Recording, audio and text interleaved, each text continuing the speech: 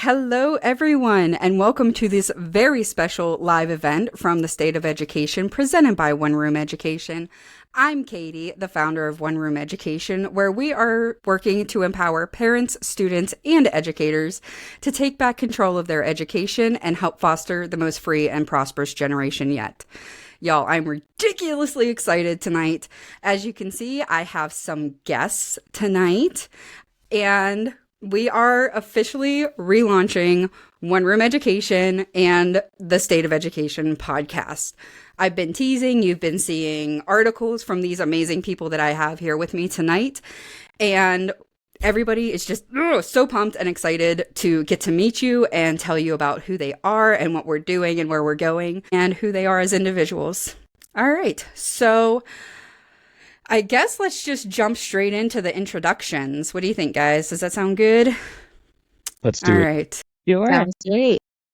Let's go ahead and start off with Francis. So what we're going to do is we're going to introduce you guys are going to introduce yourselves one at a time. You're going to say who you are, what you're doing for One Room, what you do outside of One Room, all the things. Just kind of let people get to know you a little bit. So Francis, you're up first, brother. Katie, much appreciated. So my name is Francis Cook, and I live in Naples, Florida. I'm a Mayflower descendant. My ancestors date back to the 1620, and one of my ancestors, Francis Cook, actually signed the Mayflower Compact. And so my family's been here in America for like 12 generations, I guess. And I grew up in Jacksonville, Florida. I live here in Naples now. What I do for a living, I'm actually the Freedom Ambassador for a grocery store called Seed to Table. And so I do politics and grassroots activism for a living now.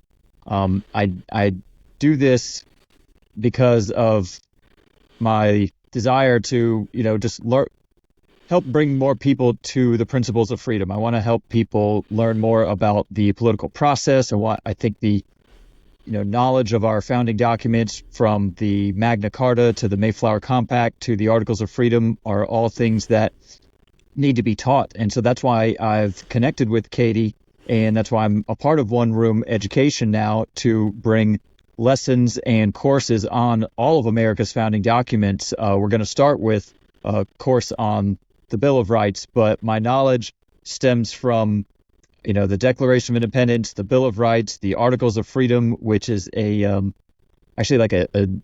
would call it a refounding document that came from the 2009 Continental Congress. But I don't need to go into all of that. I'm a political junkie, Constitution nerd, but that's why I'm here to just bring the message of freedom. So, Katie, I'm glad that we were able to connect and appreciate the time to do this little introduction. Absolutely. And I'm super excited. I started looking at your stuff. We are getting ready to launch. Also, perfect segue there, Francis. Thank you. We are getting ready to launch the One Room Classroom, everybody. Who else is super freaking excited?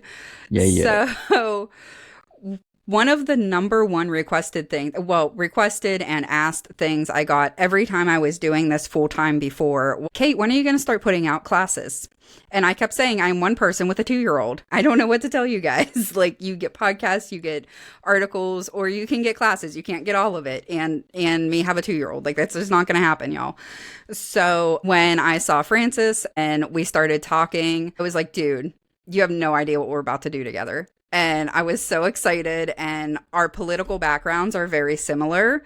Our general belief in making sure that every American knows what our founding documents are and actually understands the contextual meaning of not only the document, the time period context of the document, but also understanding the vocabulary, the word usage within the time period context of those different documents is so important.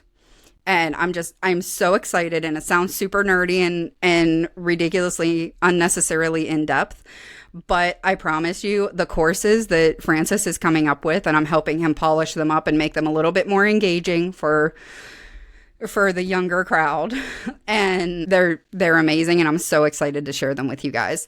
If you would like to save your seat for that, you can head over to one-roomeducation.com and click on the One Room Classroom is Coming section. Just put in your name and email, and we will send you an email as soon as those go live. Dr. Mary, you're up, madam. Madam, or Mary's good too.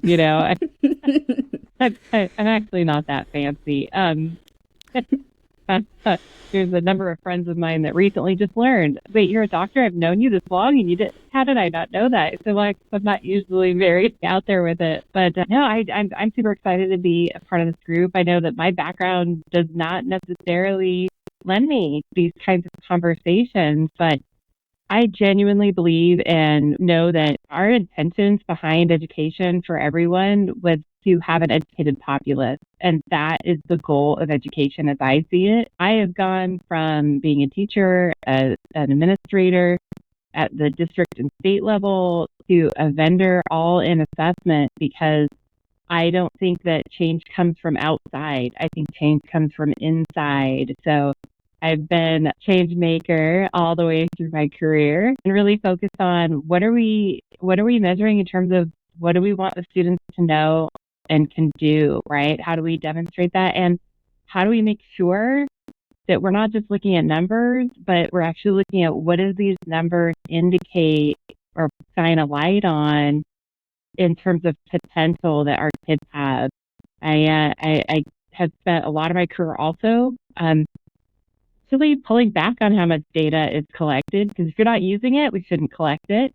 If you don't have a specific, bounded, very discrete purpose for the information, then why are we collecting it and putting it in a database, right? So I spent a lot of my time doing that. So yeah, so I know somebody say, hey, I'm an assessment specialist. It's kind of like, kind of sounds boring, but it's been a wild ride so far, and I'm super excited to be a part of this venture and really bring knowledge to parents that not just if you're schooling at home or you've got a hybrid or you're going to school, actually for any parent, because a lot of educators hide behind the language and they hide behind the information and this kind of space of authority, and no reason to keep that information from anybody. So I want to empower parents any way I can around understanding information and data around progress of their students and what does it mean, and more importantly, what does it not mean?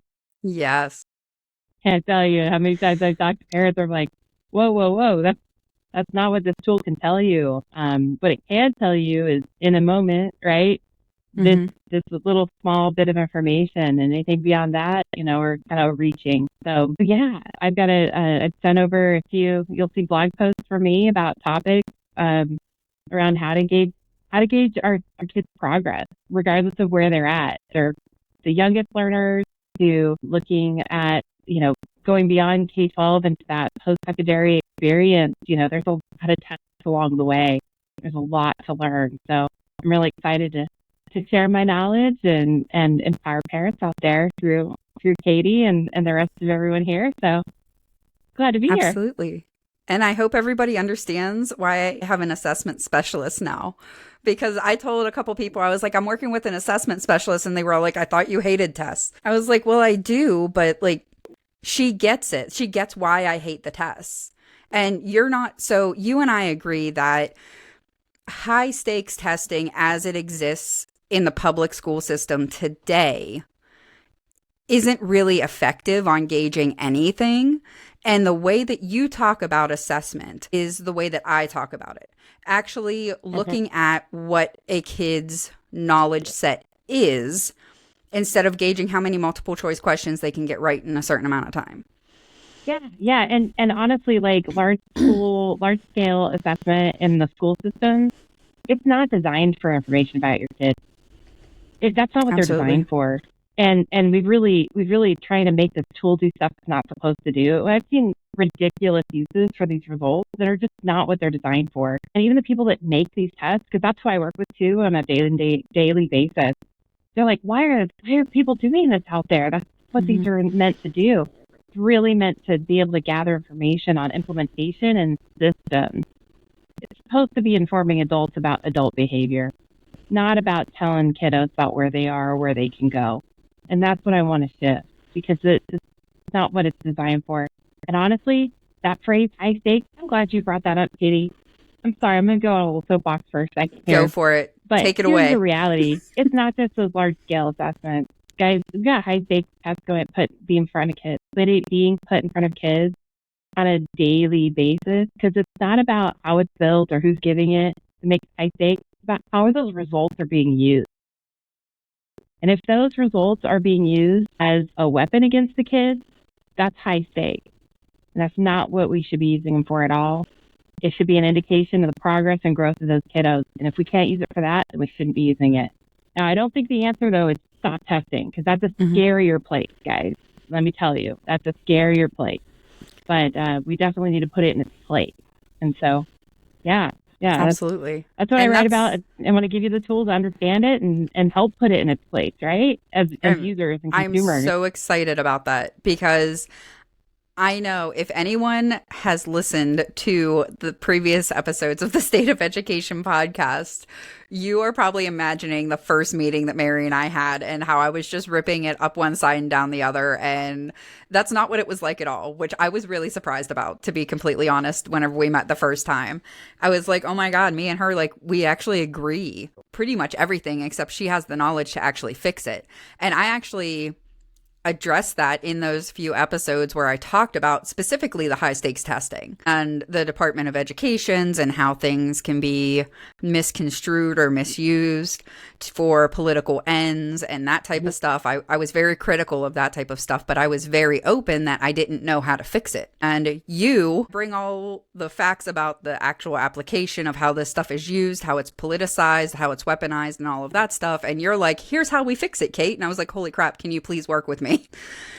And you know what? I'm not like super crazy. Here's the other thing. There's a lot of people in assessment that think like I do. So it's possible. I'm not just a one woman shouting in an empty room. There's absolutely a lot of me out there. And so I'm working on bringing us together too, to really make a difference. Absolutely. That's why I'm here too. And send me their email. We'll get them platform too. And if anybody wants to follow Mary and what she's doing with One Room Education, you can go ahead and head over to one-roomeducation.com and you can put your email in to get One Room content straight to your inbox, so you don't have to keep checking the website. And she has currently 3 articles about what type of assessment? Yeah, it's the BPSC. It's the basic phonics skills. It's our earliest readers, and it's a really quick tool just to help you understand where your young readers are in that early skills development, and can be really casual, but it's a good gauge for you in seeing how is my child progressing in these fundamental reading skills, so that you can target then it's short vowels. Okay, this is how we do that through games, through music, through playing with words, right? And then that can help inform you how you're playing with and exposing your kids to the language. And then you have this kind of touchstone test tool, right? To say, okay, I do this progress. And so I give you a few tips on kind of like how to gauge progress and even how to encourage students, right? Because when they're making progress, they feel more confident. They want to learn more. And there's so many ways that we could do that and really encourage their growth. Yes, using tools, but using them for the right purpose. Absolutely. And I loved it. And those are going up, I believe, every Tuesday starting next week. So for the next 3 weeks on Tuesdays. I will always make sure you got something to go out every Tuesday. So awesome. We'll just make Tuesday the testing day, and we'll get everybody to go from I hate test to I start test. I love it. I'm here for it.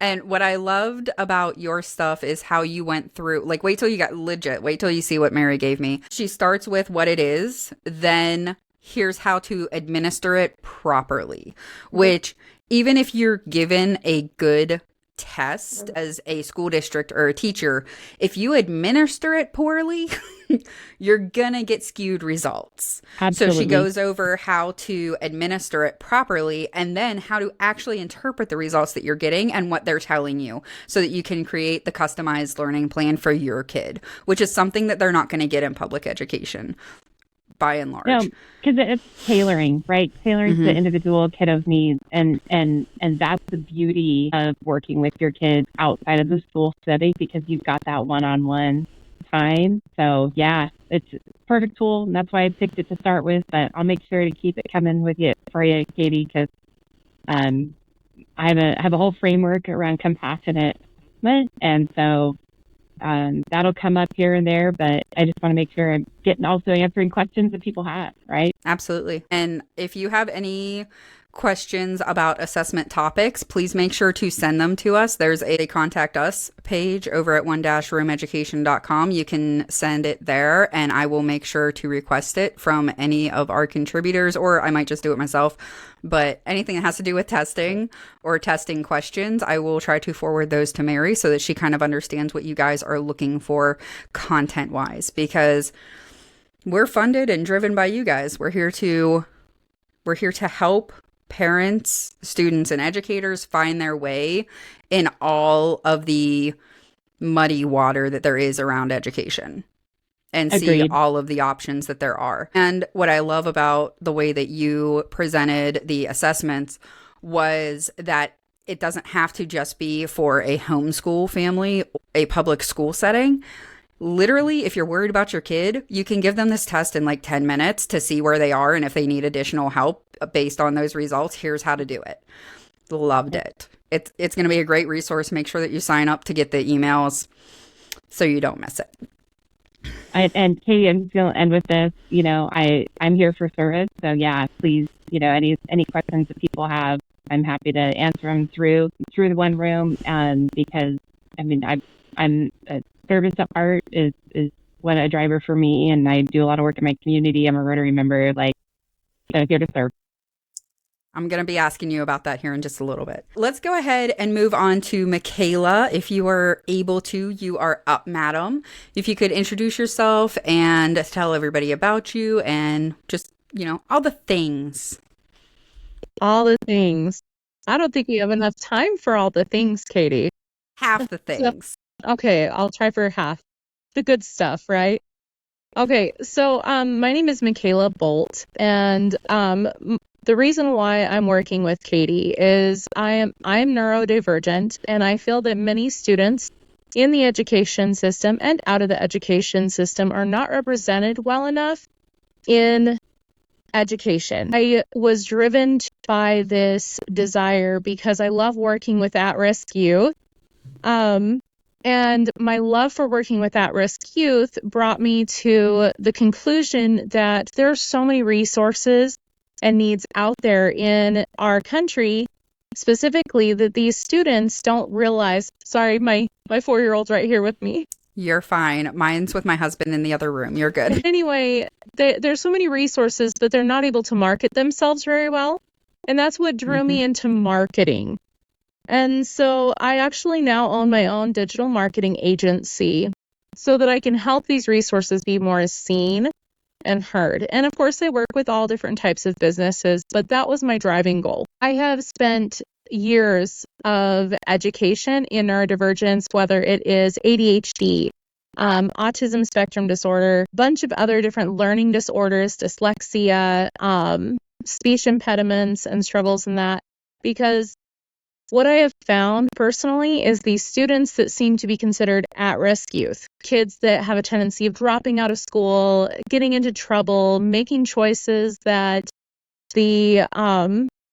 our culture doesn't seem to deem fit or okay. Most of them are neurodivergent and they're not understood. They're having a difficult time expressing themselves and understanding themselves, as well as being able to communicate, because we are in a very neurotypical community. And so that's why I wanted to work with One Room, giving that opportunity to bring light on those things, helping parents. That's the other thing too, is there's neurodivergent parents out there whether they are diagnosed, undiagnosed, or have self-diagnosed, that struggle with overstimulation, struggle with understanding their students and themselves, because it can be genetically transferred. Having myself have ADHD and having two little girls with ADHD, I will tell you firsthand that is not an easy job. And so giving parents reassurance that they're in a safe place and there are ways to navigate educating, homeschooling, or working with school districts to advocate for those students, so that these kids can be heard, seen, and have the best outcome. Absolutely.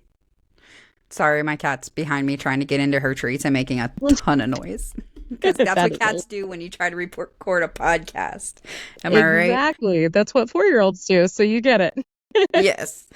That's trying to find a pen or something to throw at her to scare her. So, you and I have talked quite a bit about ADHD tendencies and how close to home those hit around my house. For those of you who don't know, my husband actually has a traumatic brain injury from his military service, and it manifests pretty much standard ADHD.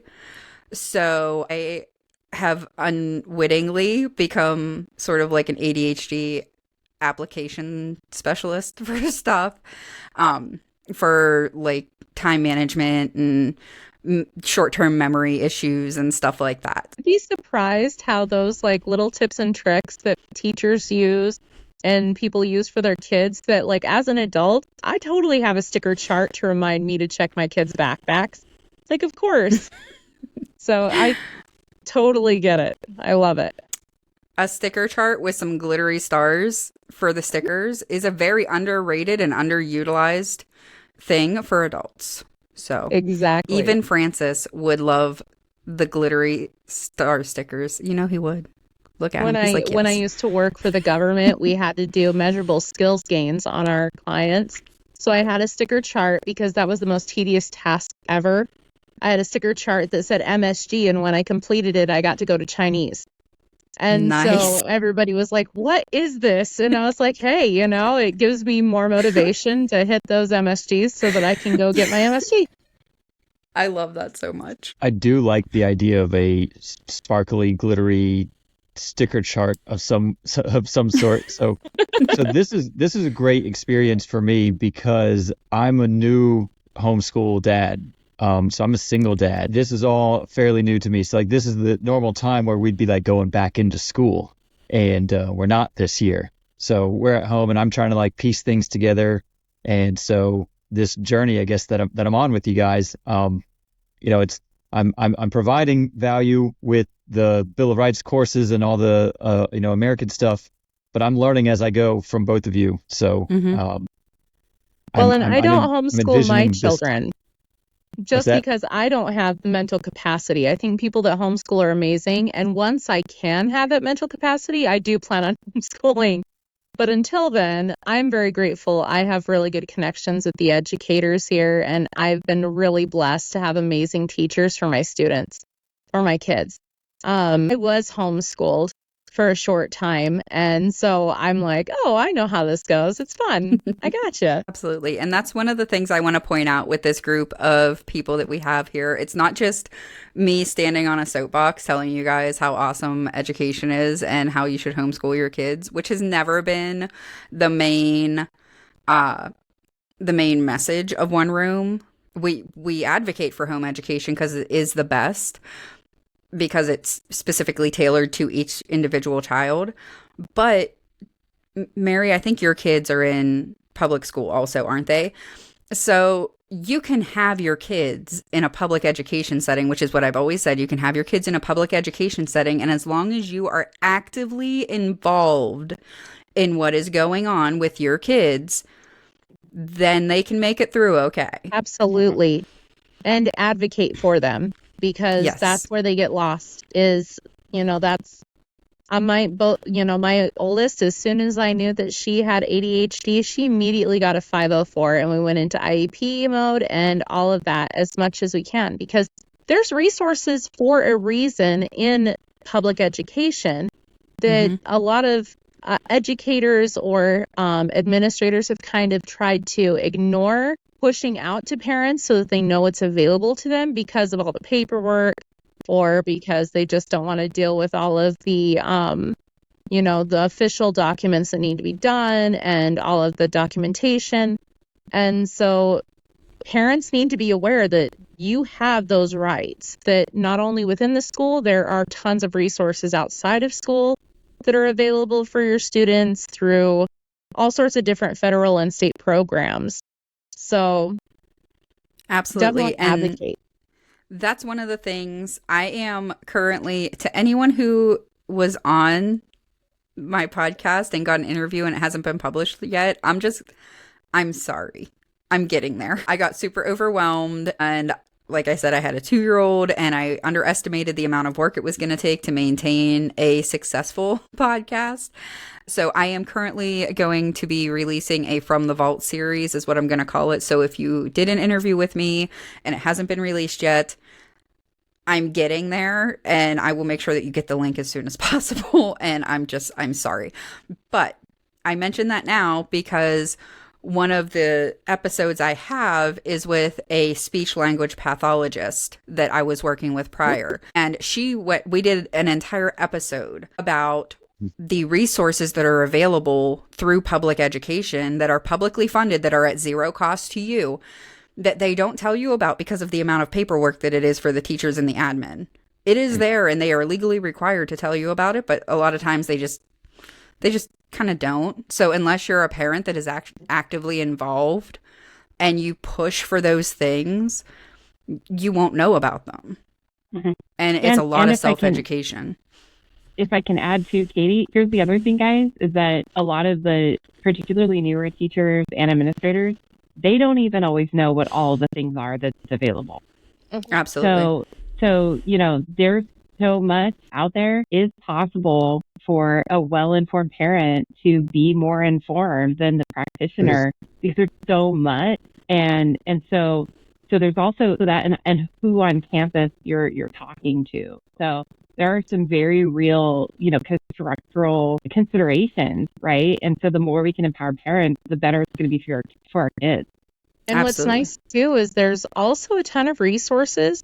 So I know some parents, they're concerned about starting homeschooling because, their kids have friends in school and they like that social interaction and stuff. But there are tons of resources and connections that these parents can still have that social interaction with these other students. They mm-hmm. have sporting events and stuff. So just because you decide to homeschool your child, you can still have access to these resources, even such as one resource that keeps getting forgotten is the Department of Vocational Rehabilitation. A lot of people think of that as just for physically disabled people, but that counts for people that have ADHD, ASD, any kind of those services. They can go and see what they can help them with. And they start as young as, I believe, 16. So, Francis, since you're the one with the oldest kid currently being homeschooled, yes, I'm going to ask you the question. How are you making sure that your daughter gets socialized and won't be a weirdo? Well, that's a great question. So I bring her around her cousins, bring her around family. As a single dad, it's actually a pretty challenging thing. So you kind of caught me off guard here with that question, because it is difficult, and that it literally is something that I am present day. I'm not going to say struggling with, but mm-hmm. it is challenging. So I take her with me when I go to work, and so she gets a little bit of interaction with other kids. Mm-hmm. I'm kind of actually at a loss right there, because I need to find some co-ops, and I need to find some other resources to bring her around some other kids. Can I put you at ease? Can I put you at ease a little bit, Francis? Please. I did put you on the spot for a reason. I'm so sorry. Nope, so this sorry, is how I again. teach. In case anyone's ever wondering what a classroom with Katie's like, this is it. I call out one person because I know they won't quite get it, but I'll be able to make my point. So, because I'm that teacher. Cool. I love it. Here's the deal. When you're homeschooling, literally anytime you go outside the house, it's considered socialization. The only thing that they consider socialization inside of a public education institution is whenever they are locked in a room with one adult sometimes 2, and 20 plus people within 1 year of their birthday. Does that happen literally any other time in your life? That's an actual question. Does that ever happen any other time in your life? No. No. It does not. And if it does, I have questions. Lots of questions. That literally never happens. That's not how society is supposed to work. You're supposed to socialize your kids with your group of people. If your group of people, the people that you deem fit to be around your children, also have children, all the better. That's great. Play dates, hangout time with your friends becomes playtime, and all of that stuff. If your group of friends doesn't have kids, that's totally fine. But fun fact, most states in the US, not all, but most states also require that the individual school districts allow homeschoolers to participate in extracurricular activities. Yep. So if she's really into sports, or if she's really into theater or band or choir or, I don't know, rocks, because there's like geology clubs and stuff like that, they are required to allow homeschool students to participate in extracurricular activities. And that will give them a 4-year range, especially for like the older level for secondary. It gives you all of high school. For your daughter, it would be more like the middle school. So it would be within a couple of years. She can find friends her age, but like I even get questions now because some of my really great friends are like in their 60s. And people, like, their grandkids are like, why are you friends with my grandma? Are you trying to get her inheritance? Like, I'm like, no, I'm just not, like, people my age are dumb sometimes. Like, and I don't want to deal with them. No, it's like, true. Mary knows what I mean. But, like, it fosters a level of maturity that is recognized by anyone that was homeschooled. And even people that aren't homeschooled, they realize that there's something a little bit different in a good way about the homeschooled kids that aren't socialized specifically with their age group. So don't worry about that particular aspect. As long as you're not locking her in a basement and chaining her leg to a staircase or something, she'll be all right. Yeah. And the Anybody weird else? that they talk about all the time, like when they're saying, your kid's going to be weird because they're not getting socialized. What they really mean is that that kid is actually going to think outside of the box, and they don't like that. Yes. So it gives you the opportunity to really foster and encourage that level of ingenious that she might be told to push down because it's weird in school, but she doesn't have to because she's not surrounded by different people that think like that. Yeah, I have found that actually in these past 5 months, 5 or 6 months now, that by giving her like, I guess like the freedom, a little bit more free time to just like express herself, just to like hang out around the house, I'm learning that she loves art. She's an excellent drawer. She loves reading, and like she's big into like science fiction novels and stuff. So like it actually is pretty cool now that we're homeschooling. I'm able to see what her like passions are, and I think that was being suppressed at school because it's 7 a.m. till 2 p.m. in that classroom all day, and so right. Yeah, so I'm not worried. And that's kind of profound, right? It's like getting to know your kid on a whole nother level that you didn't even know existed. And I find that specifically what you just mentioned is a lot of the problem. So when I'm doing tutoring, when I do private tutoring, I'm working with 9th grade and up, probably 10th grade and up, if I'm honest. That's the group that I work with. And a lot of times whenever I talk with the parents, it's, oh, the kid does this, the kid does that. They won't tell me what's going on. They're struggling with their grades. But so I actually put on my investigator's cap and have to figure out what is actually going on in this kid's life.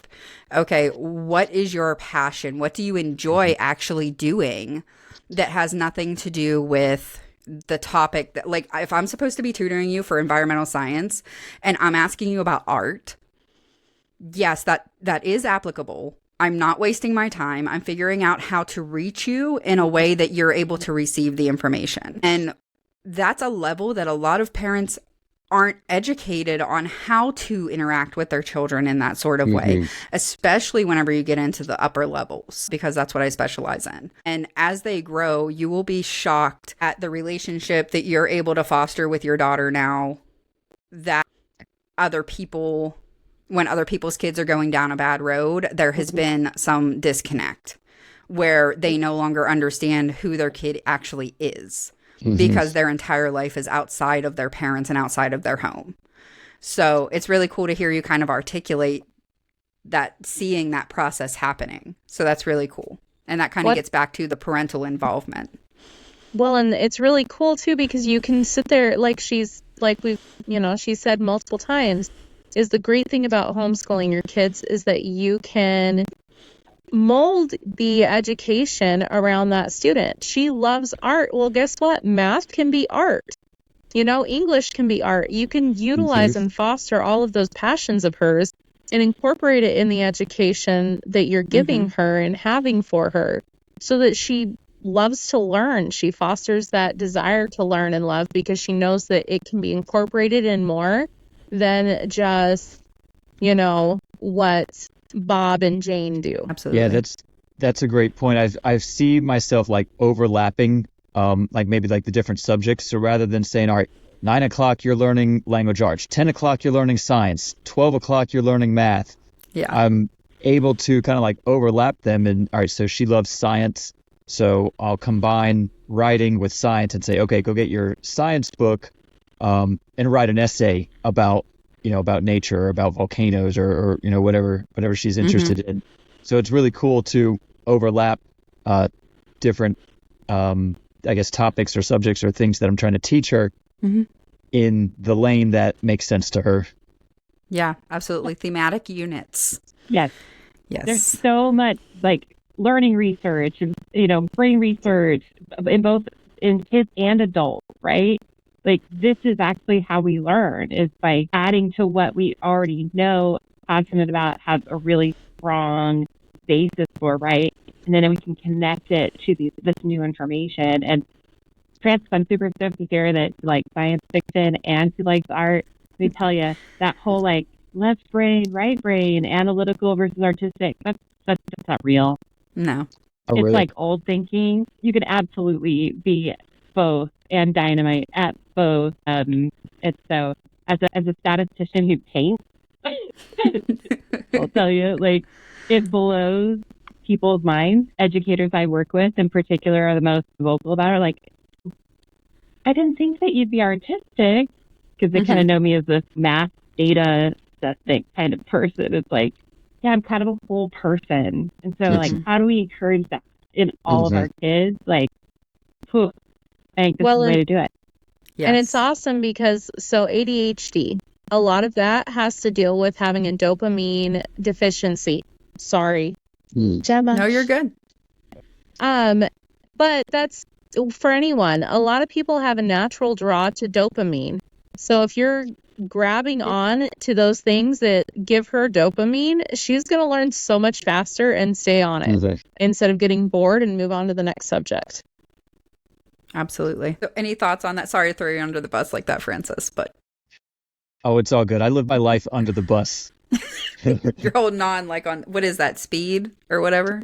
Yeah, speed. Holding on. Don't go under 55. Yes. Right. Just hold on and enjoy the ride, people. I like what Mary said about being a whole person. And I think being more involved with my daughter's education is allowing me to get to know her better and also allow her to blossom into that whole person. She was going to a charter school, and the charter school in my county had a good reputation, but I really don't know what was going on there from 7 a.m. till 2 p.m. And one problem I had, and I guess one of the main drivers that caused me to start homeschooling, was that she starts the first 8 out of 9 hours of the day out of the home away from me.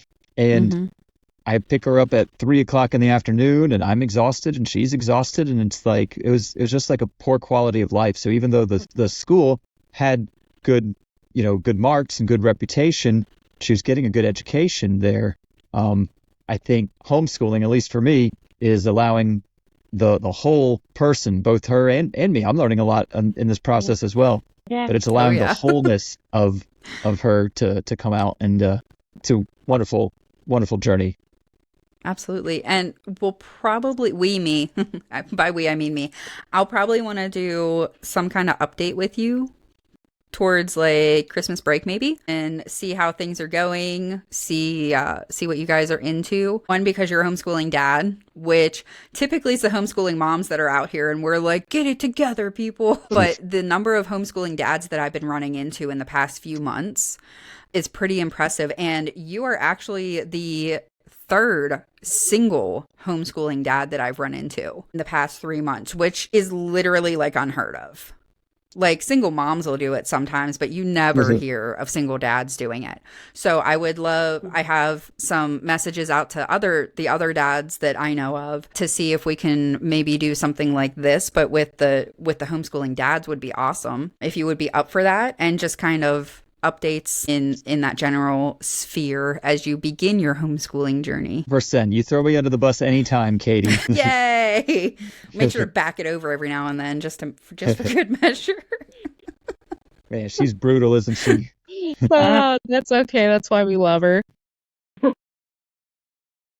So let's see. We have about 15 minutes left in the time that we were planning on doing this.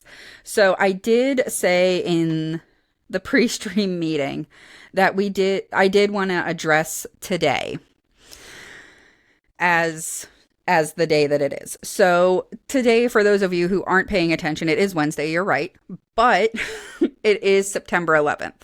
And for anyone that is probably like, I don't know, 28 years old and older maybe, that's a big deal for you. Okay. September 11th, 2001 was the big terrorist attacks in New York City and DC. So the Twin Towers fell in New York. Huge deal. That was my first year of high school. So I was mainstreamed for high school. And I was 14 and I was in choir class. And my teacher got called out, which was really unusual.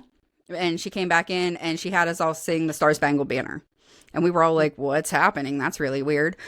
And then we went to our next classes and all of the TVs were turned on because there wasn't a TV in the music room. And everybody had their TVs turned on.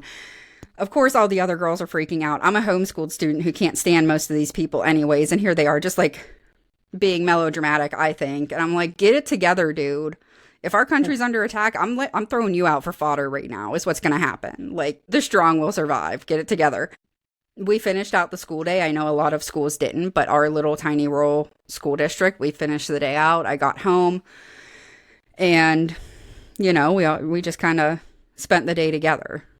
My whole family did. I don't know what it was like for you guys, but Francis and I actually discussed whether we wanted to, I said, how about like a couple Wednesdays from now? And I didn't even realize that it was September 11th was the day I was talking about. And he was like, you mean September 11th? I was like, oh crap. I was like, you know what? Yes, I do mean September 11th.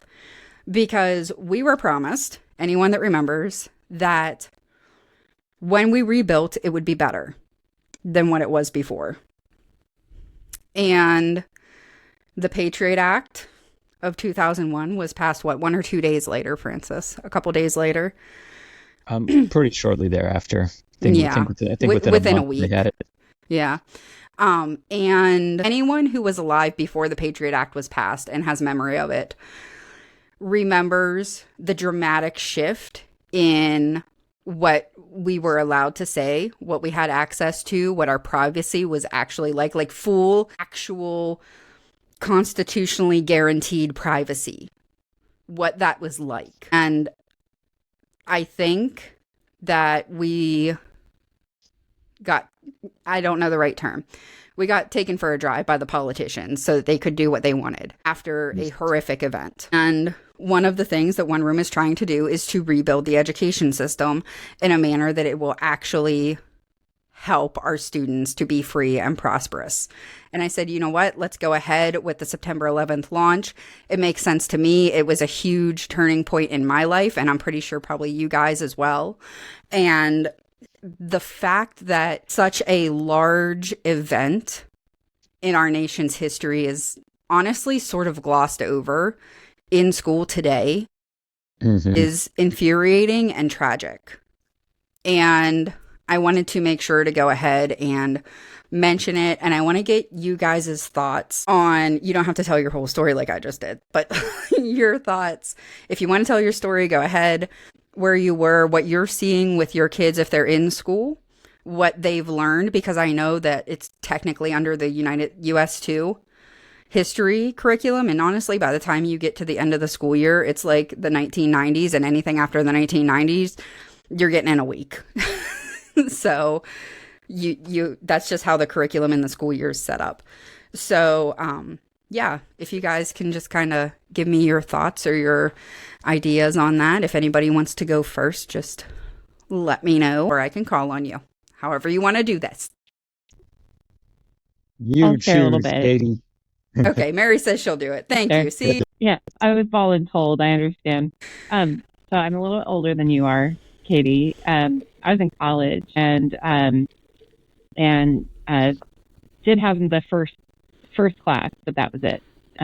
After that, all courses were canceled for the rest of the day. I have a lot of peers that I was in college with that immediately enlisted. Mm-hmm. And so it changed the kind of makeup of the people I knew around me. Both men and women enlisted.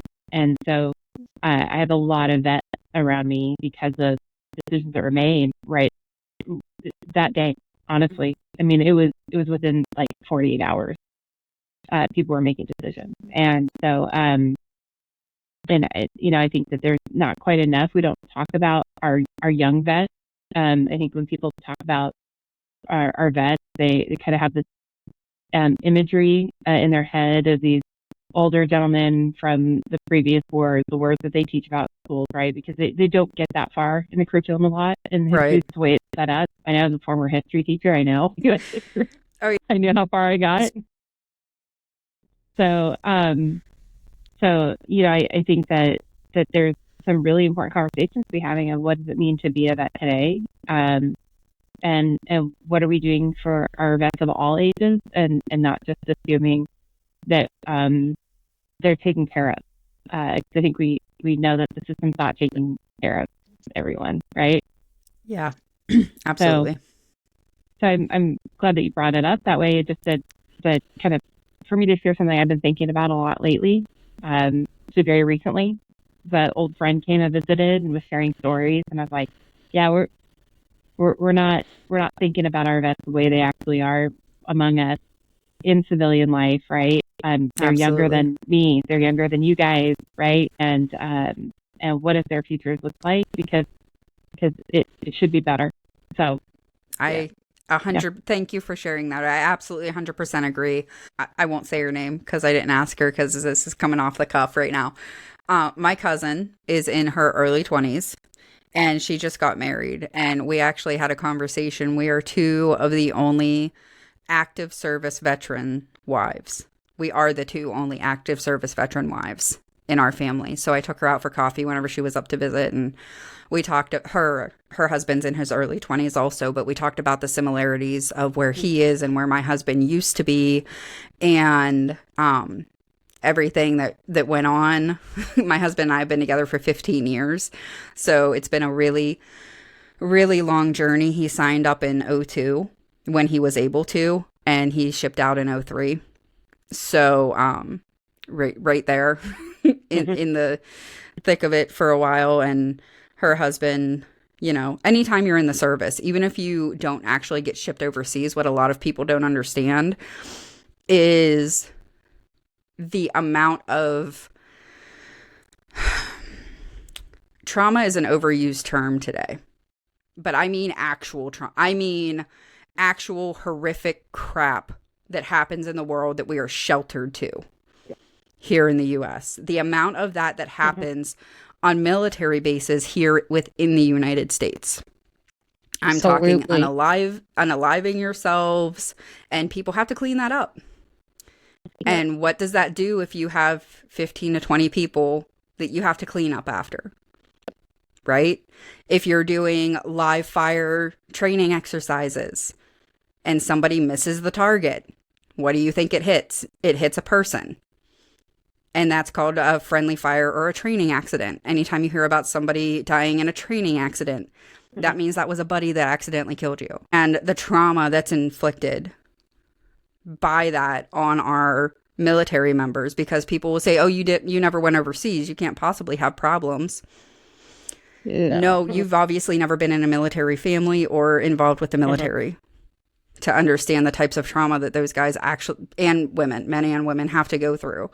Women get a whole different type of trauma sometimes, but that's a different, we're not even going to address that. But I think you're right. And I think that a lot of the trauma, so my dad served in the Marines during the end of the Vietnam era. So I was raised with that. And whenever I think of veterans, I think of, my dad's friends and like that group. And I had the same experience with, as soon as people could sign up, because I'm a little bit younger than you, but as soon as they could, they enlisted at 17. And then they went to training and they did that. And the amount of veterans that I know that are my age that have 100%, that have, we'll say 30% or more disability rating by the VA for post-traumatic stress or other, they call them unseen injuries, is really impressive, is the only term I can think of. And that's one of the things, whenever we think of Vietnam, we think of like an arm getting blown off or like something like that. But the unseen wounds is what we're having an epidemic with for our veterans today. The amount of the technology got better for weapons and for the medical. So we have people that have like the bioengineered like arms and stuff, like the cyborg thing going on. But we also have a lot of people that had brain injuries or got, shot in the head and they were able to save them, but they're missing something that they need. They end up paralyzed. They end up having all of these things that we didn't really have to deal with too much in prior wars, because honestly, this is going to sound real bad, but it's just a fact of life. They would have just died and they would have just been counted as a full casualty instead of a wound. So whenever you see the amount of wounded people versus the amount of casualties, it doesn't tell you the amount of lives that are permanently affected. And I fully 100% agree with you about the issues that are going on with our current day veterans. They're similar, obviously, because war kind of never changes. But the way that these issues manifest have gotten a lot more covert, where the general public might not realize everything that's going on with them every day. And, so that's, something else to educate yourself on if you don't know. Yeah, it's a shift, right? Like, we don't typically imagine that, younger and like maybe late 20s, early 30s, like healthy looking younger person. We don't think, oh, vet. Yeah. Right. So that is more likely. And we sent a lot of people over directly after and since 9/11. And so, those experiences are valid and need to be validated and have something to be aware of. I'm a daughter of a Marine. Stepdad's Army, went to Vietnam. My brother's a Marine. My brother-in-law is a Marine also. So, yeah. See, and most of my family was either Army or Navy. So my dad was in the Navy during Vietnam, him and my uncle. And talk about the unseen wounds. My uncle, all of us kids, Vietnam, our generation, I don't know about you, but I remember everyone after 9/11, we were all like, we're all signing up. Everyone like, let's go fight for our country kind of a thing. Well, my uncle, when I told him I was actually getting ready to enlist in the military myself, he's like, I don't want you to sign up unless you look through my album first. And he had a photo album that we were never allowed to see, that he had put up really high. And he brought it down, and he's like, this is the trauma you're looking into. He's like, even if you come back physically okay, these are the things you'll never unsee, and you're going to see the rest of your life in your nightmares, like in your children. He's like, you're going to see these things. He's like, people don't talk about it enough.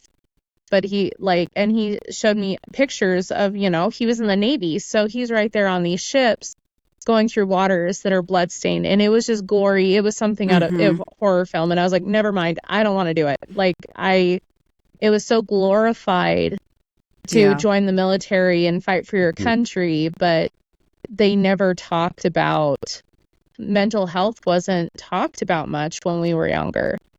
And so, but yeah, no.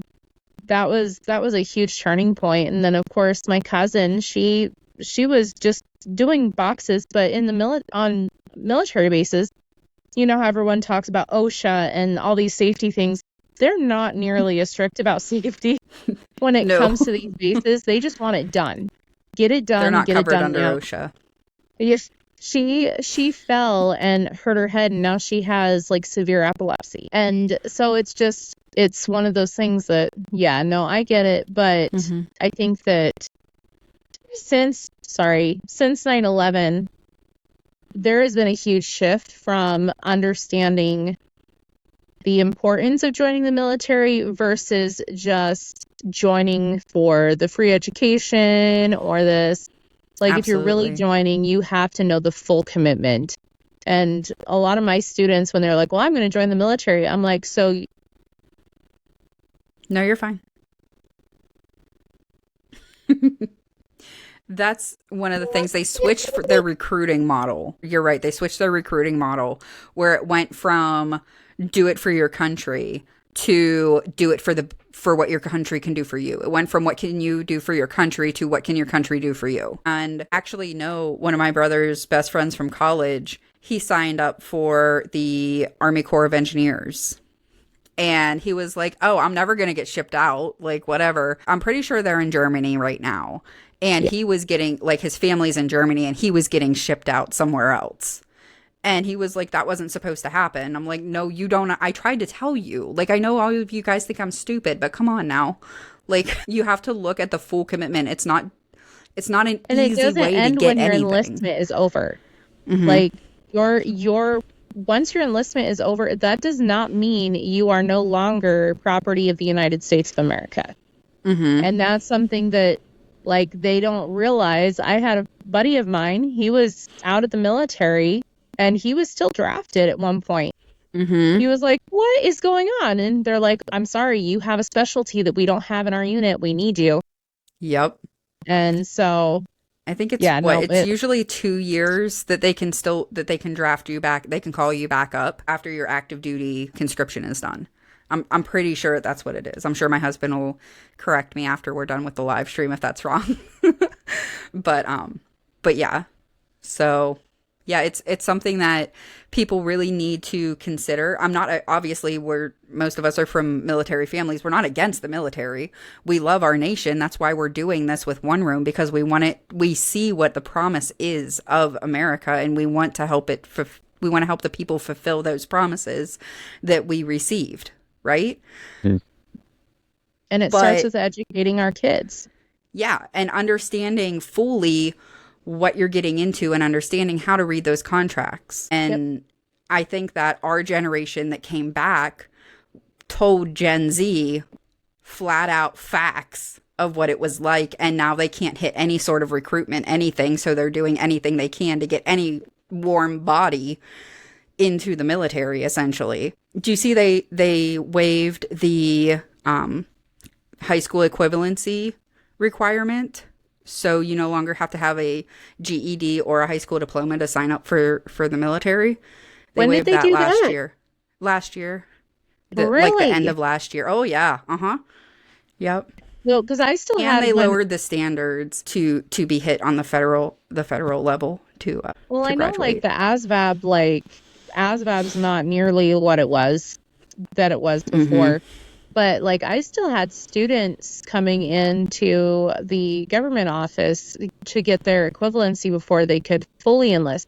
Now, they could still sign papers. They could get enlisted, but they couldn't Yeah. go to basic until they had the equivalency completed. Yeah, At no, as least far as I couldn't. know, they That was, completely waived it. If oh, that's wow. wrong, if somebody can tell me in the chat, or if you're watching the replay, if you could let me know if that's just completely false information, please let me know, because I need to have those facts correct. But from what I remember, that's what I read. That's impressive. What I heard, what I Like, I read. mean, not impressive in a good way. That's just like, Wow. yeah. That's usually, I just go wow, and not in a good way. Yeah. Francis, what do you got, buddy? You know, I took a little different of a take after 9/11 happened. You know, I saw after 9/11 happened, the whole country got all patriotic and everybody was united. And me, rather than going to sign up for joining the military, I started asking questions. And you mentioned earlier the Patriot Act. And I'm thinking about here, how do we actually honor, the victims of 9/11? Every year everybody says never forget. And I have full respect for the families of 9/11 victims. In my opinion, I feel that honoring the victims of 9/11, we do that by exercising our freedoms and exercising our free speech and exercising our rights, defending our rights. And some of those rights include, questioning our government. And some of those rights include talking about, difficult subjects such as this. And so and this is just my personal, I guess, experience with 9/11, when everybody else was waving flags and very patriotic, I started opening up the Patriot Act and reading, wait a minute, why was this waiting on the shelf here, ready to get passed? And I bring that up, and let me tie it into education here, because we were discussing earlier, like, is this appropriate to like relaunch, on 9/11? And I think it absolutely is appropriate to,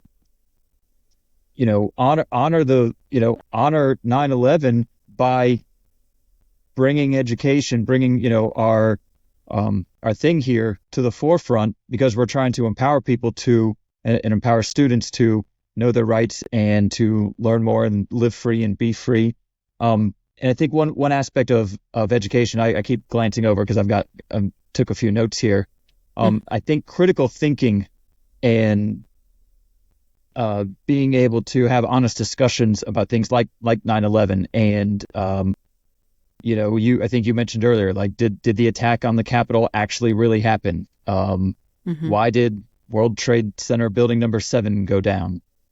There's a lot of questions that should be allowed to be discussed. And I think, I'm sorry if I'm like going down like, No, you're good. Go down that rabbit hole here, but I think, freedom of speech and critical thinking and having open, honest discussions about difficult subjects and difficult topics such as 9/11, I think is an important thing. Respectful, open conversation is never a bad thing. Respectful, open conversation is never a bad thing. That's how we learn. Exactly. It's how we learn. It's how we share ideas. It's how the country moves forward. And I think you're right. One of the best ways to honor the victims of 9/11 is to exercise the freedoms that those people were trying to stifle. By definition, an act of terror is supposed to get people to recoil from what they're trying to do. Okay. And the thing that we were trying to do was live free, have a capitalist economy, Christian-based laws, and all of that stuff. And that was hated. And that's why that happened, according to the narrative. Whatever side things you want to mention, go right ahead. Whatever, that's the mainstream narrative. That's what we're going to go with. And exercising those freedoms is the biggest FU we can possibly do to the people who did that. I absolutely agree with you. And I feel that the Patriot Act, the No Child Left Behind Act of 2001, those things were designed to create an environment that would stifle the curiosity and the questioning of those freedoms, I think, of whether we're actually free. and yeah, a lot of people aren't willing to read between the lines. absolutely. Like, they just see the actual headline and they see, oh, well, no child left behind. It's supposed to be helpful so that kids don't fall behind. Read between the lines. Girl, we got a whole episode coming up about that. Trust me. Can't wait. Trust me. And I heard once, and I have literally never found it to be untrue. Okay? Whatever the title of the legislation is, it does the opposite. No, like I heard that like when I was in college. And I was like, that's silly. So I started actually going through legislation to try to prove this person wrong. Literally have never been able to prove it wrong. If anyone can prove it wrong, I will give you a free year subscription to One Room. It's not going to happen. You're right, Katie. I heard that exact same thing from Dr. Ron Paul. That honestly might have been where I heard it. So Francis and I are both Ron Paul disciples. Revolution forever. But that really might be where I heard it from, because I was in college when he started doing all that towards the end. So yeah, that might be it.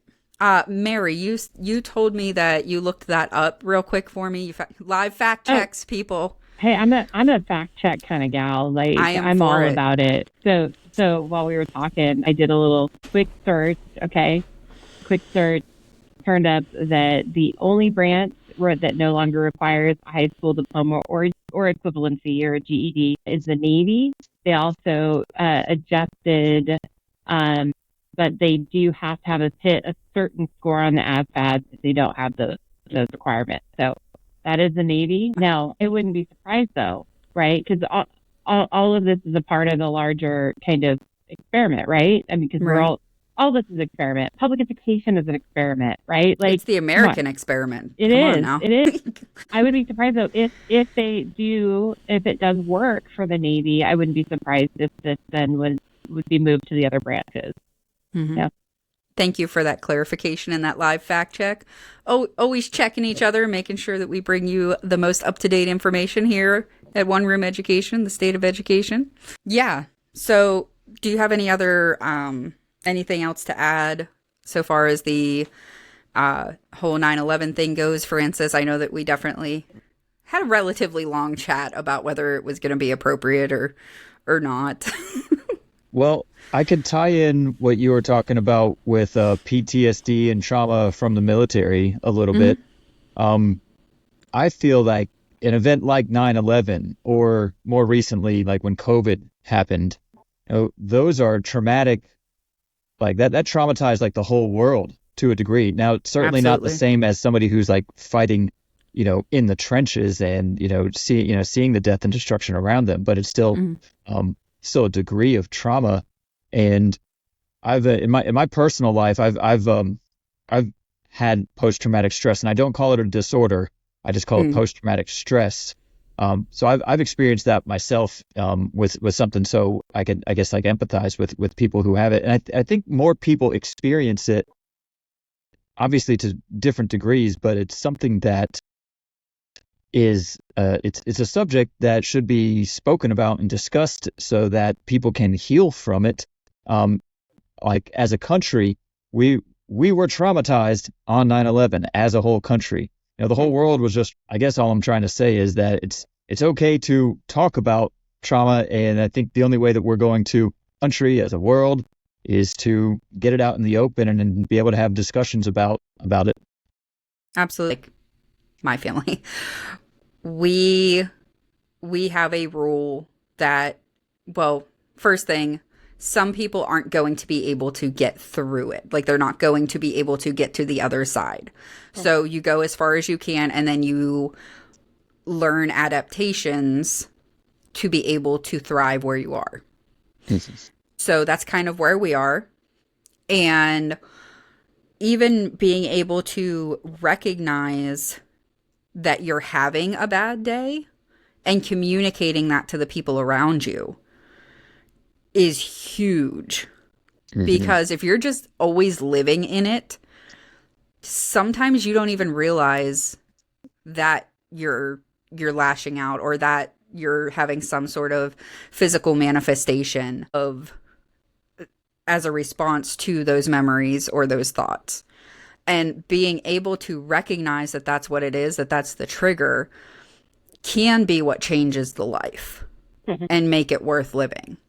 Because especially like, that's one of the reasons that there's such a high divorce rate in the military and veteran communities, is because the veterans are told there's nothing the matter with you. The average amount of times that a veteran has to apply for benefits before they are granted is 6. A veteran that is suffering with post-traumatic stress disorder, it actually is, there's post-traumatic stress that you can kind of get through, and then there's the chronic disorder that you're not ever going to get like through and kind of be like what we would call normal again, right? So a veteran suffering with suicidal ideations, struggling with emotional outbursts and uncontrollable emotional outbursts, self-harm, harm of others, that type of stuff, they will often have to apply up to 6 times to get help. Would you like to guess what contributes to the 20 plus people that in the veteran community that take their lives every day? I wonder if that has something to do with it. Well, like not being able to get the help. Yeah. Having to jump through so many hoops to get help. We were told in the process of my husband getting help that the average is 6 times that people have to apply to get benefits, to get assistance through the VA.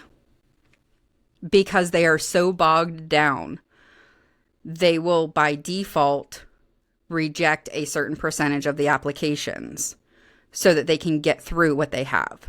And I don't know how many people, this is a huge issue that's personal to me. I can talk about it for days. But so the access to the help, even for the veterans, there are so many hoops that you have to go through, even if you do admit that there's a problem, because getting to the admission of the problem, and all of us will be like, yes, getting a veteran to admit that there is a problem is so, it's almost dishonorable in the military to say that you have a problem because you're a whiner. You're not a team player. You're all the things. Yeah, it's not one of those scene wounds. Right. And anyways, sorry, that was a little bit down a rabbit hole, but it's really important, and I think it's an important topic to talk about today on 9/11 especially. So yeah, thanks for going down that rabbit hole with me, guys. Anytime. This totally turned into the rabbit hole podcast. It definitely did. I love it. I think that's a totally new podcast we could do for the one room, the rabbit hole with one room. Man. Oh, that would be a good one. Okay, I'm writing that one down. I'm like the queen when it goes to off-topic subjects, so I'm there. I'm right there with you. I'm legit. I wrote it down. No. Okay. Let's make it happen. So, well, there you go. If you're tuning in, you might enjoy that. So, thank you for being with me so long, guys. We're going a little bit over. I really enjoyed our conversation, and I hope that our viewers have too. If you have any questions about what we're going to be doing, if you have any requests, if you have any requests or anything like that, please make sure to either put them in the comments of this live stream or replay, or you can get a hold of us on the contact page of one-roomeducation.com. That's the word one, ONE-roomeducation.com. All right. Does anybody else have anything else, or are we good to kind of go into closing roundabout here? Good. All right. We'll close out the same way we started. We'll start with Francis. We'll end with Mikaela. Actually, we'll end with me. So Francis, you're up first, buddy. Where can people find you? What are you up to? How can they help? I know what you're up to. How can they help you? That type of stuff. Yeah, absolutely. So you can find me on Instagram, TikTok, YouTube, Facebook, all the same handle, Francis Cook 1620. And so you could find me on all 4 of those social media things. My website is, my personal website for my business is parttimepatriotproject.info. What I'm up to, I'm actually speaking next week in at the Healing Conference in Colorado, Grand Junction, Colorado, on the 20th, on September 20th. And so a lot of the stuff we dug up to hear today in this podcast about trauma and post-traumatic stress and mental health are things that I'm going to be talking about at this event in Grand Rapids, Colorado next Friday. So I'm excited about that. So I guess if you're interested in learning more about the Constitution and the Bill of Rights and the political process / also mental health and other things that I'm talking about, follow me on any of those social media channels, and feel free to shoot me a DM, contact me. I'll be glad to talk to anybody who's interested. Awesome. Thank you. And he will also be available through his course that is going to start being published hopefully in the next week. Lessons will start to drop. I just wrapped up the Second Amendment lesson before we started this podcast. Yeah, that's my boy. I know you did. Okay. So those are coming. Those will start dropping to members of One Room Education. I'll be going over that here in just a minute. Dr. Mary, you're up. Yeah, I just want to start off with saying, hey, Katie, thanks for pulling together such a great group. This is so exciting. So I'm just really grateful for that. And you guys are going to be able to see my blog posts. Will be coming out soon for every Tuesday, right? Yes, ma'am. And so, excited to hear what topics parents are interested in. If you're interested in seeing the other stuff I'm doing and putting out, I put out a blog every Wednesday that's geared towards educators. My website is metamured.com. That's spelled MEDIMURED.com. The word metamure means to measure in Latin. So that's where the name comes from. Same handle on Facebook, Metamured, and be coming to X pretty soon, and LinkedIn as well. And if you ever see my name spelled this way, Cochron, they're related to my husband. So it's not the normal spelling. So you always know that it's one of us. Which is funny, Cochran spelling. I definitely asked her the first time we met. I was like, is it Cochran or Cochran? And she just laughed at me. She was like, it's Cochran. I was like, that's what I thought. But, some people yell at you for mispronouncing names. Oh, yeah, no. It's only this one family that goes back to only one generation back or two generations back, I think now. Because, two. Yeah. So there's a few Cochrans of this spelling around the country. They're all related. Okay. I feel like I'll need to ask you about that later. That sounds like a rather interesting story. Actually, I wanted to let you know I love your logo. Your Metamured logo. It's really cool. It's very Leonardo da Vinci-esque. Thank you. I love it. Thank you. Just rebranded, actually. Redid the logo. It is an original logo. So I'm really stoked that you like it. I appreciate that.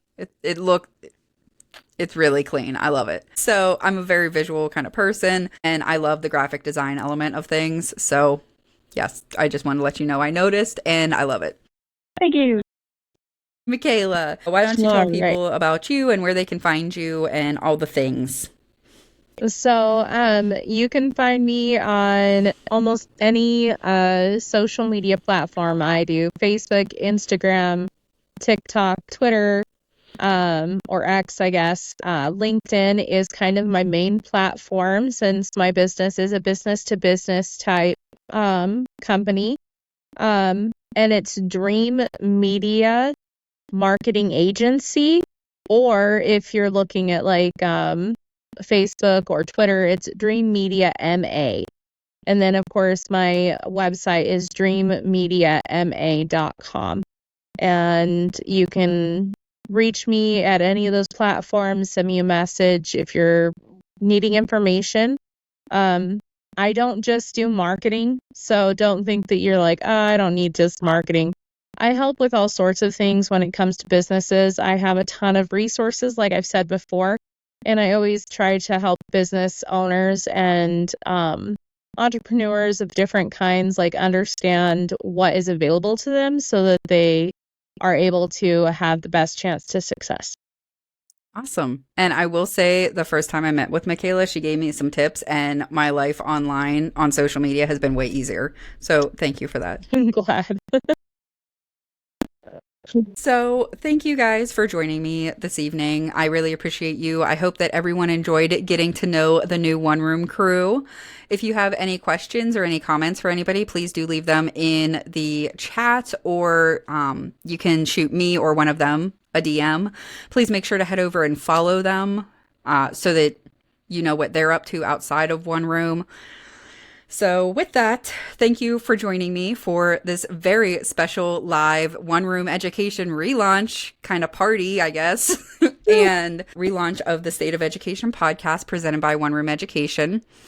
If you'd like to follow me, you can find me on, you can find me on X, Instagram, and I just opened a TikTok that I'm going to start posting clips from the podcast on, and little snarky comments that I have about education stories I see. We'll see how that goes. You can find me at oneroom_ed on those platforms, and on Rumble, YouTube, and Facebook, you can find me at One Room Education, all one word.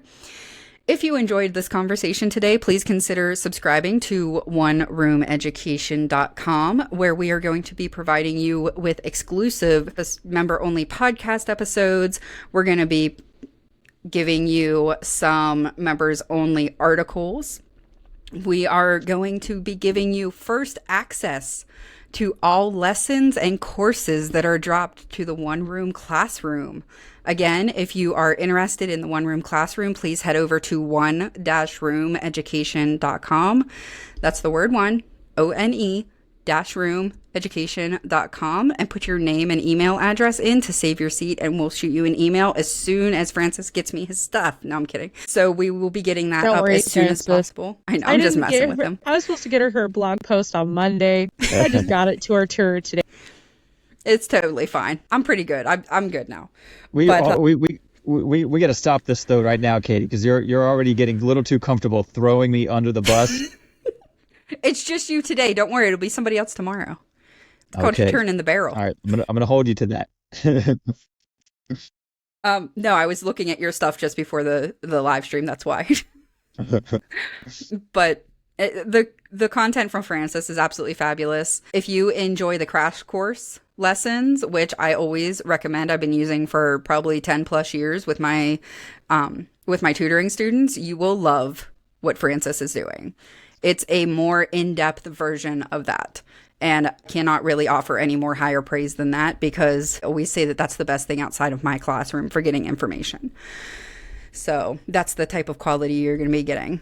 So if you're interested in that, please do head over and put your name in. If you're interested in subscribing to the website, go ahead and check out our offerings there.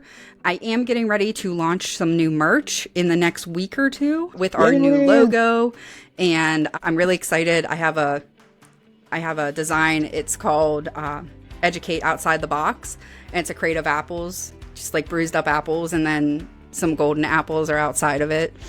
It's really cool. I'm very proud of it. So I've got some new designs like that coming out for the merch shop. If you don't feel like subscribing, or you can't right now, totally fine. Check out the merch shop. We also have gift memberships that we're doing. If you know an educator or a homeschool family that would appreciate our content but can't afford it, please consider giving a gift, because the gift of education is the only one that gives back dividends. So with that, thank you so much, everybody, for joining us today, and I hope that you have a wonderful day, and I will see you next time as we continue to discuss the state of education. Have a nice night, everybody. Thank you.